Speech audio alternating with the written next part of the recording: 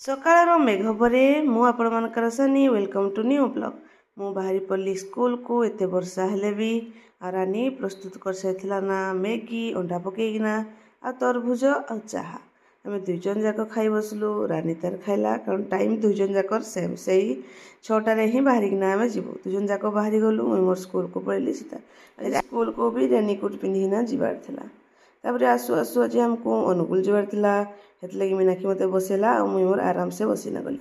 ଆମ କାମ ଆମେ ସାରିଦେଲୁ, ସବୁ ଜିନିଷ ସବମିଟ୍ କରିଦେଲୁ ଆଉ ଆମେ ଗଲୁ ଭାରି ଆହାର ସେଣ୍ଟରକୁ, ଯେଉଁଟା ଆହାର ଭୋଜନାଳୟ ନାଁରେ ପରିଚିତ। ବହୁତ ଗୁଡ଼ିଏ ଲୋକ ଥିଲେ ଆଉ ସେଠି ବି ଆମର ଗୋଟେ ପୁରାତନ ସିଟିମେଟ୍ ସାଙ୍ଗଟାକୁ ଭେଟ କଲୁ। ବିଭୁ ବି ଥିଲା। ସମସ୍ତେ ତିନି ଯାକ ମିଶିକିନା ଖାଇଦେଲୁ।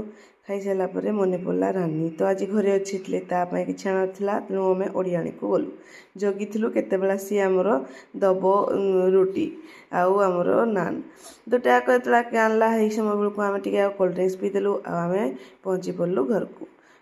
ପହଞ୍ଚୁ ପହଞ୍ଚୁ 7:30 ବେଳକୁ ମୋ ମା ଆଜି ମଟନ୍ ପଠାଇ ଦେଇଥିଲା, କାରଣ ଆମ ଆଡ଼େ ଚୈତ୍ର ମଙ୍ଗଳବାର ଥିଲା, ଆଉ ଭାତ ପଠାଇଥିଲା।